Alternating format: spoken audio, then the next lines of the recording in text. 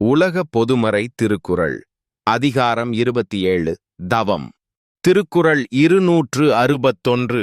உற்ற நோய் நோன்றல் உயிர்க்குறுகண் செய்யாமை அற்றே தவத்திற் குரு.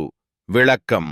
உயிரினமெல்லாம் துன்பமுற வேண்டாம் என்று எண்ணி தன்னைச் சுழற்றும் நோயையே தாங்கிக் கொண்டு மற்றவர்க்கு துன்பம் செய்யாதிருத்தல்தான் தவத்தின் முதன்மை ஆகும். எடுத்துக்காட்டு: ஒருவர்தானே நோயால் வருந்துகிற போதிலும் மற்றவர்களுக்கு தொந்தரவு இல்லாமல் இருப்பது உண்மையான தவ வாழ்க்கையின் அடையாளம். திருக்குறள் 262. தவமுன் தவமுடையார் காகும் அவமதனை அஃதிலார் மேற்கொள்வது. விளக்கம். தவம் என்பது தவசாலிகளுக்கே பொருந்தும். தவன் செய்வதாக கூறி அதனை உண்மையின்றி பின்பற்றுபவர்கள் அதை இழிவாக்குகிறார்கள். எடுத்துக்காட்டு: சொல்லில் மட்டும் தவம் செய்து வாழ்க்கையில் தவ வழி பின்பற்றாதவர் தவத்தை அவமதிப்பவரே ஆவர். திருக்குறள் 263. துறந்தார்க்குத் துப்புரவு வேண்டி மறந்தார்கொன் மற்ற எவர்கள் தவம். விளக்கம். துறந்தவர்களிடம் உதவிக்காக எவராவது மன்றாட வேண்டுமா? தவன் செய்பவர்கள் இம்மாதிரியான நிலைக்கு வருவது தவம் அல்ல. எடுத்துக்காட்டு: துறவி ஒருவர் வாழ்க்கை தேவைக்காக பிறரை நாடும்போது அவர் தவம் செய்யும் நோக்கம் தவறாகிறது.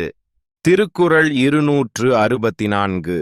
ஒன்னார் தெறலும் உவந்தாரை யாக்கலும் எண்ணின் தவத்தான் வரும். விளக்கம். விரோதிகளை வெல்லவும் நண்பர்களுக்கு நன்மை செய்யவும் வல்லமை தவத்தால் பெறலாம். எடுத்துக்காட்டு: மகாத்மா காந்தியின் தவ வாழ்வு இந்தியாவின் விடுதலைக்கு வழிவகுத்தது. திருக்குறள் 265.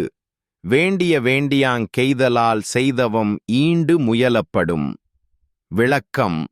விரும்பியதை விரும்பிய போதே பெற வைக்கும் சிறப்பு காரணமாகவே இங்கே தவம் முயற்சிக்கப்படுகிறது.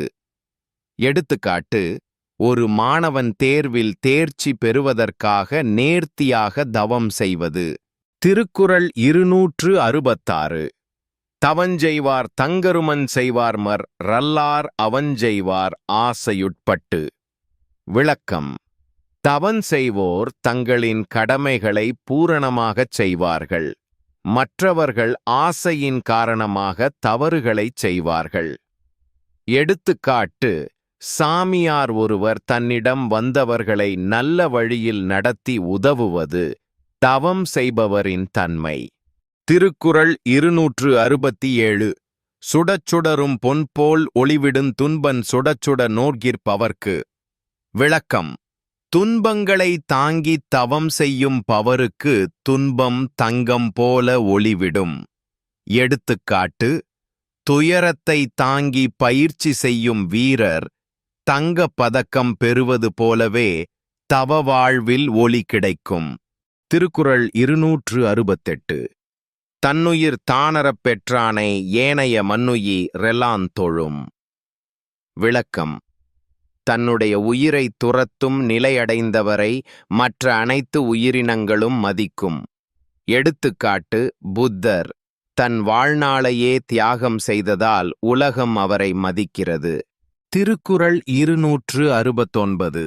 கூற்றங் குதித்தலுங் கைகூடும் நோற்றலின் ஆற்றல் தலைப்பட்டவர்க்கு. விளக்கம்.